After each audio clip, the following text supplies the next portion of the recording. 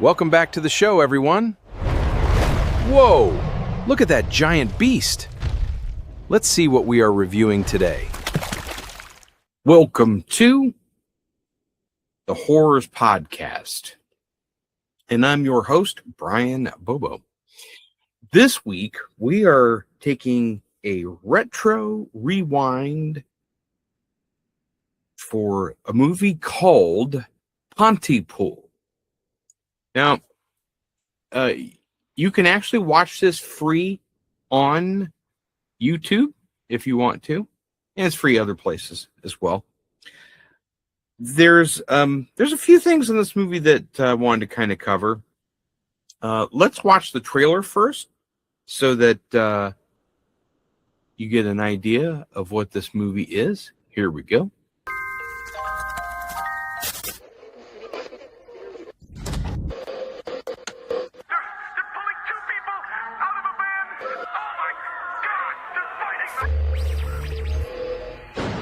What you are hearing is an actual radio broadcast. It is the only recording of the event. Roadblocks preventing people from leaving and entering the area. Everybody is under quarantine. We still do not have an official version of these events, and it's very difficult at this moment to get a fix on what has happened. Oh, God! These people are trying to eat their way inside.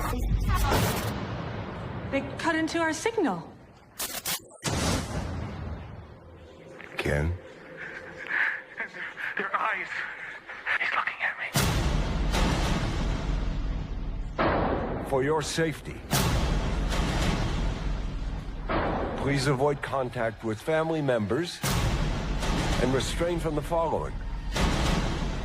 All terms of endearment. For greater safety, do not translate this message. Not translate. Just listen to me.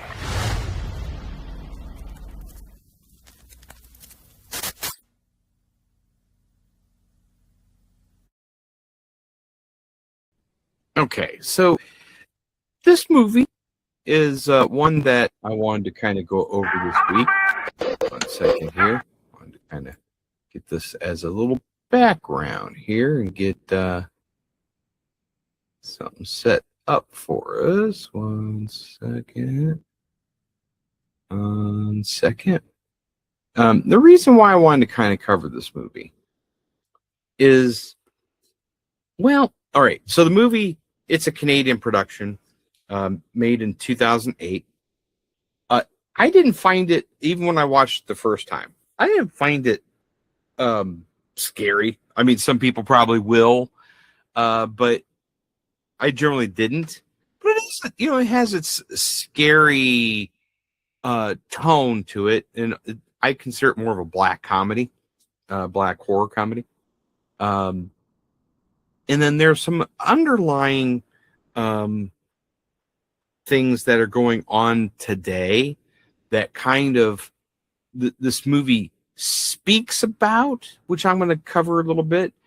Now, I don't know if you saw who was in the movie, but you had Stephen McHattie, which plays the DJ, the shock jock, Grant Mazzy. You have Lisa Hull, which is she plays Sydney Breyer, the station manager. And then Georgina Riley as Laurel Ann Drummond, the station assistant and military veteran. You also have Harant Elianak as Dr. John Mendez, the doctor who calls into the station. But not only that, he gets there to the station. So what's this movie about?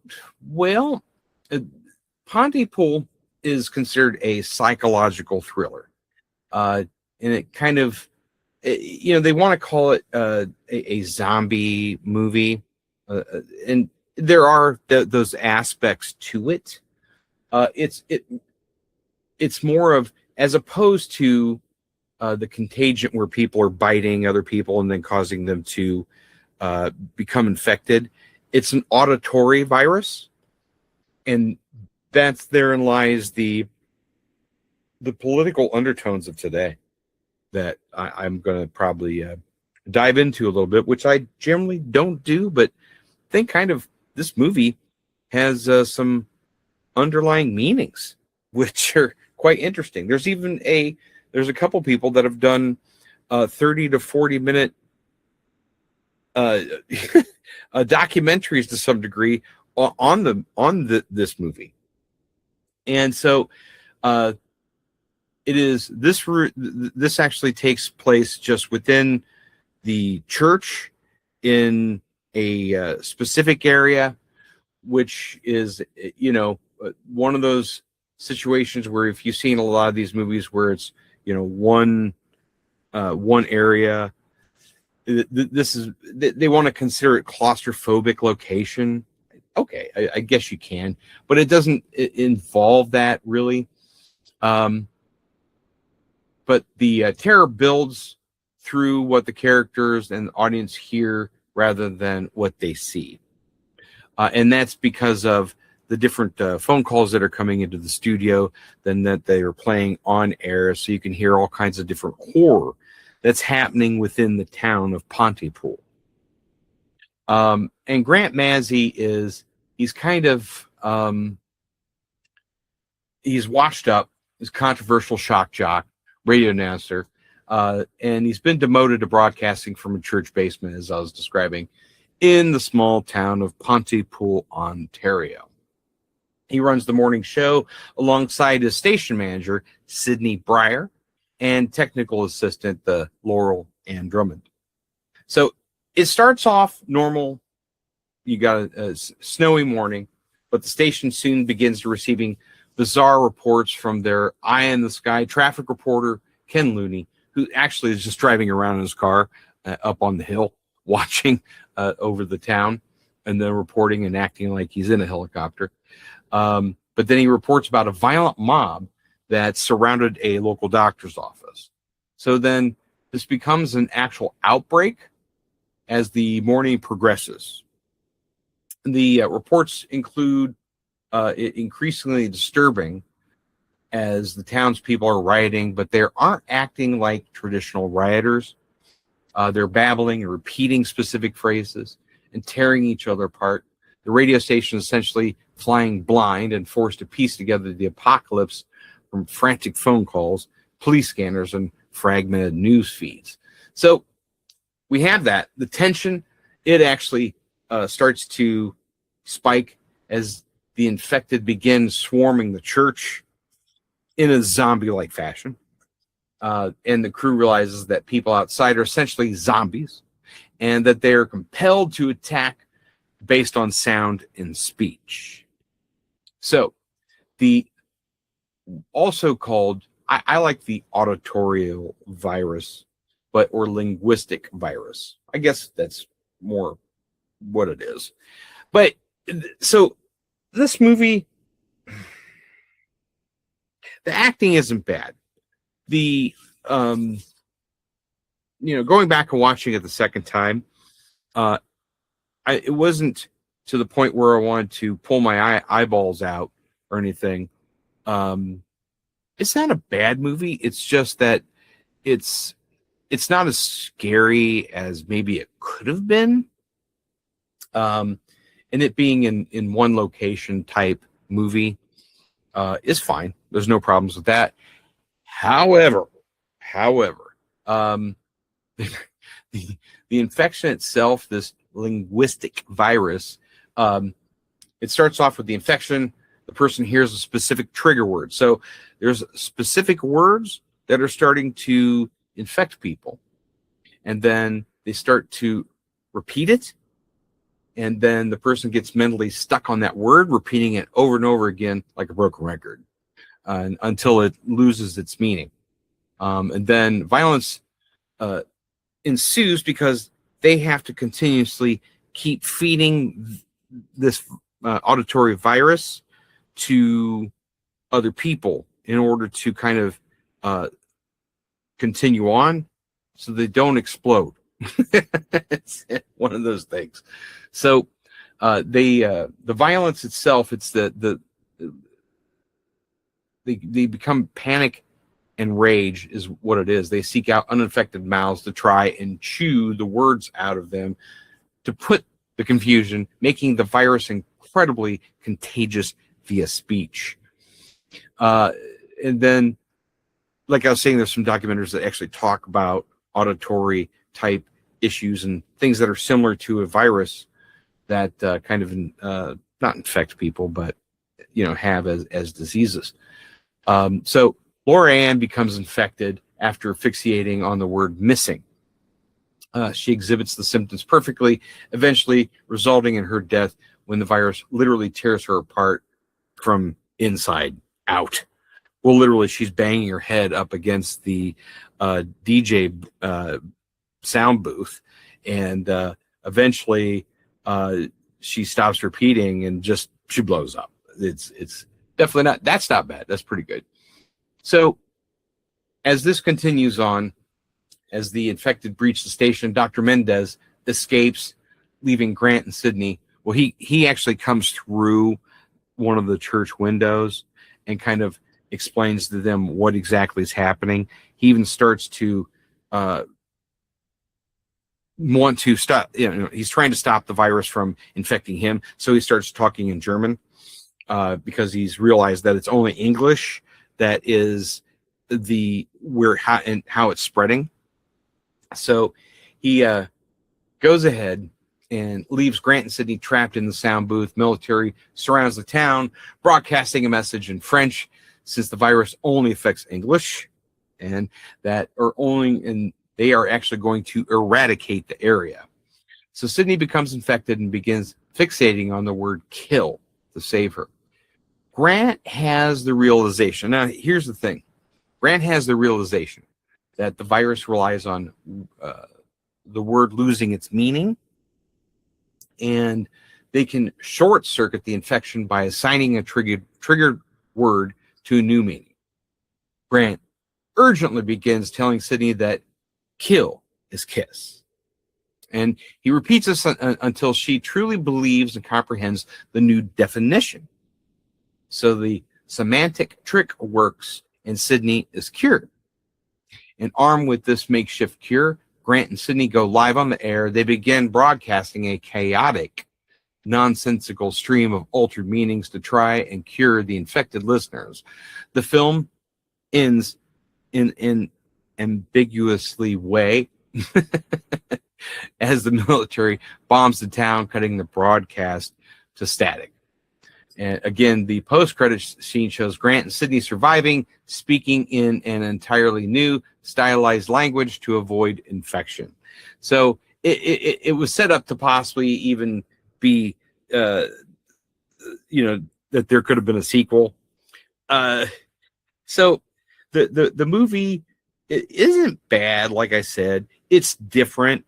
I think that if you're looking for something different to watch for horror or some level of horror, you can look at the linguistic virus as being a level of horror in regards to what if the words that we know become a weapon and infect us to the point that we become scrambled. Well, that's therein lies where I want to deviate from telling about the movie, which I recommend to watch just so that you understand. But a couple people that I've watched on some of the quick docs, I wanted to see what they were saying about it a little bit. And here's the thing that it started to illuminate on what's happening today, and that I just wanted to kind of touch upon.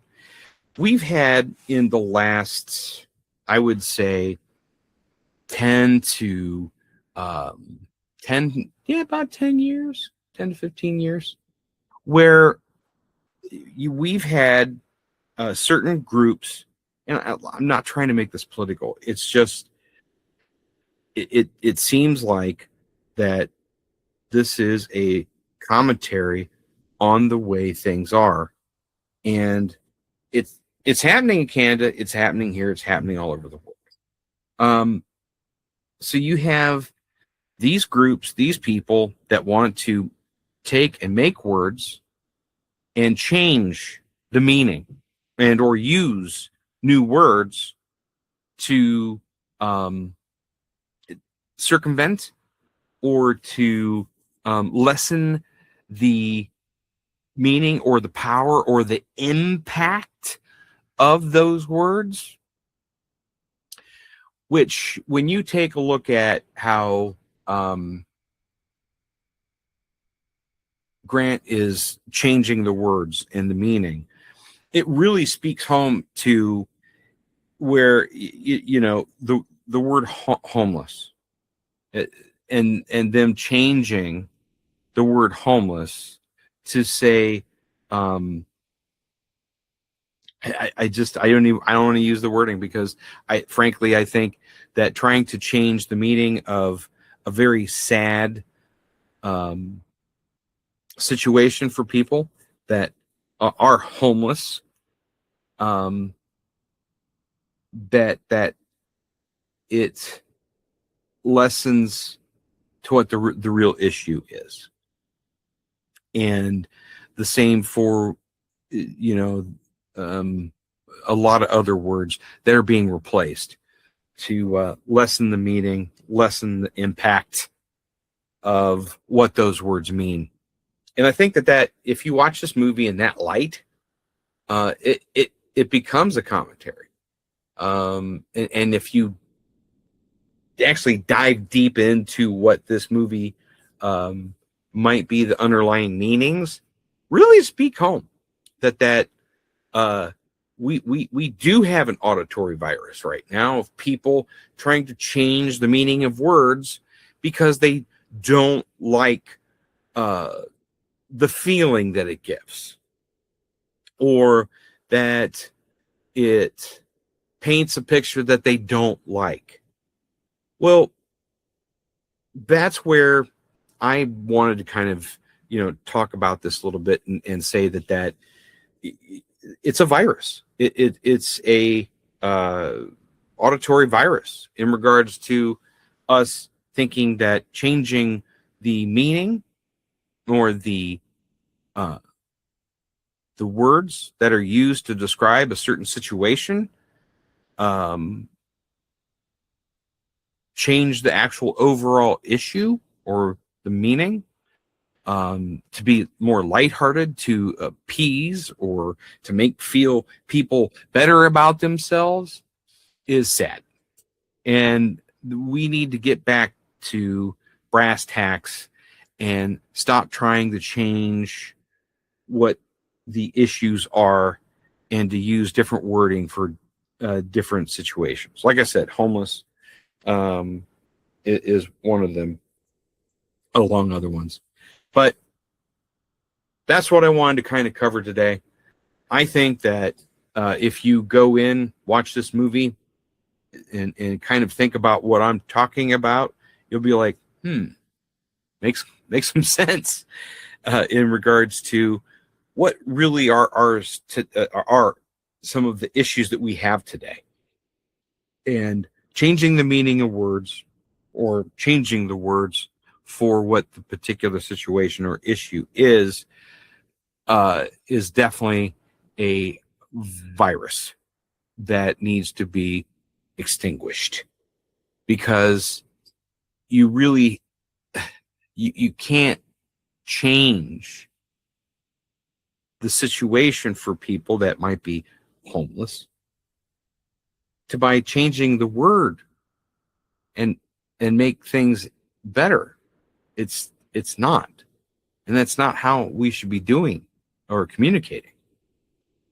So cheapening the words, lessening the meaning of the words by using different words that supposedly try to mean the same thing is pretty sad. But I would love to hear your comments. I would love to see what your comments would be under the review. Chime in. I'd love to hear it. But that's this week's Retro Rewind review. If you have any additional movies that you want to review or have us go over, definitely put those in the comments as well. And again, that is this week's Retro Rewind. This is Brian Bobo, and signing out for the Horrors Podcast.